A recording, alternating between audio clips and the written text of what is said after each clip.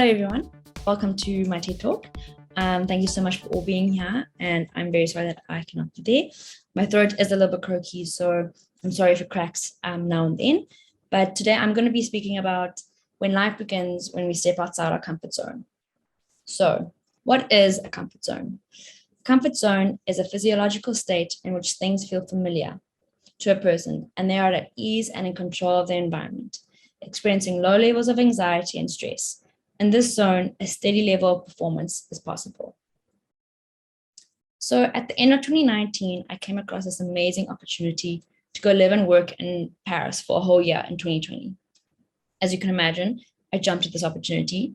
To say that you are living in Paris is just amazing, to be in that city.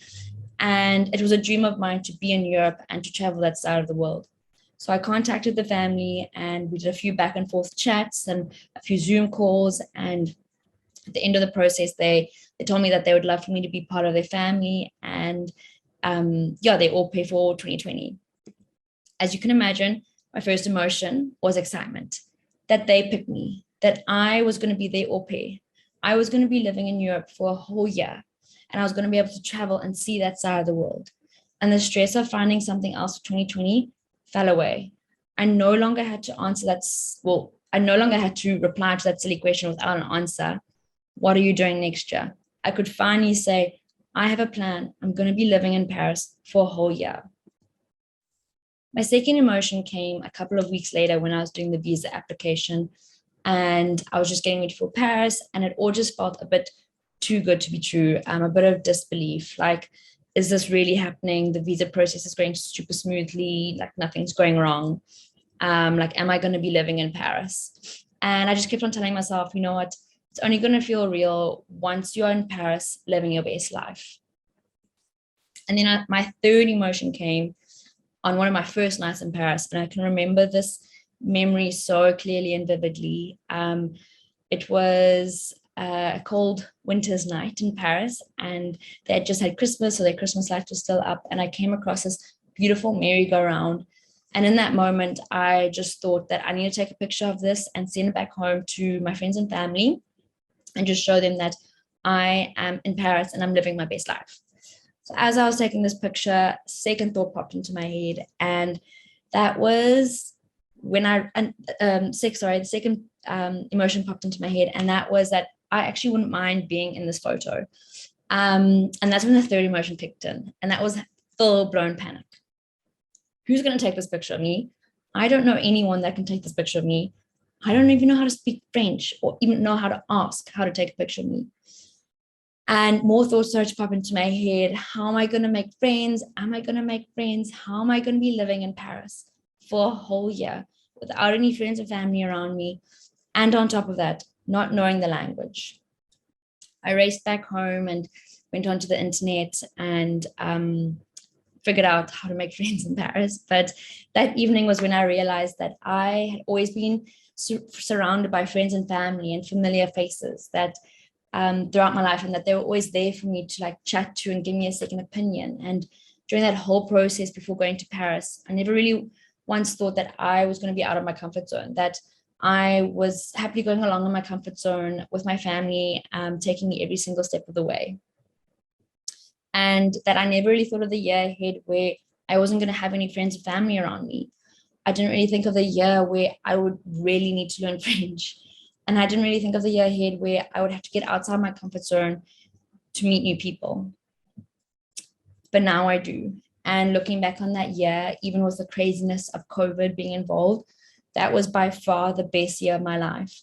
I'm so grateful that I took that leap of faith and I was brave enough to get outside my comfort zone, and that I didn't stress or worry about the decision to be in Paris for a whole year. And I'm so glad that I took the opportunity so quickly and without fully thinking and second guessing myself, because by taking this opportunity and stepping outside my comfort zone, I was able to reach optimal anxiety.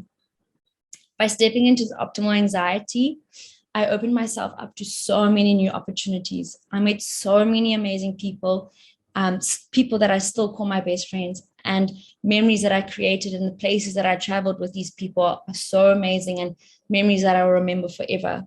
as well as lifelong skills that I gained just by stepping outside my comfort zone. So, what is this optimal anxiety?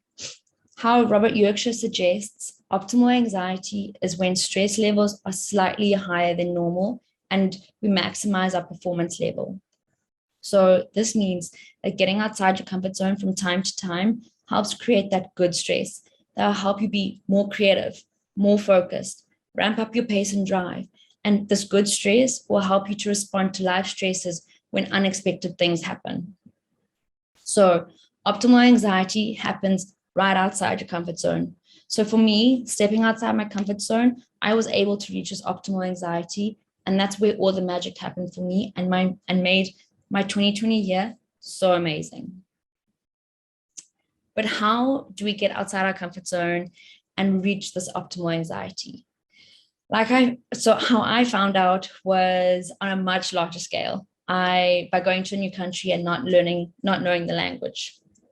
But I found out that it doesn't require any large adjustments to your lifestyle. We can take small steps that will help us reach this optimal anxiety. And these small steps in our daily routine that will help us push us past and out of our comfort zone to a place of growth and achievement. So do little things that make you uncomfortable. Small things that will help you reach your optimal anxiety, like saying yes more often, taking a different route home, or create challenges to push yourself in areas that you want to improve. Let other people make decisions for you, or just go with the flow. Reach out to an old friend or read a book if you're not a big reader.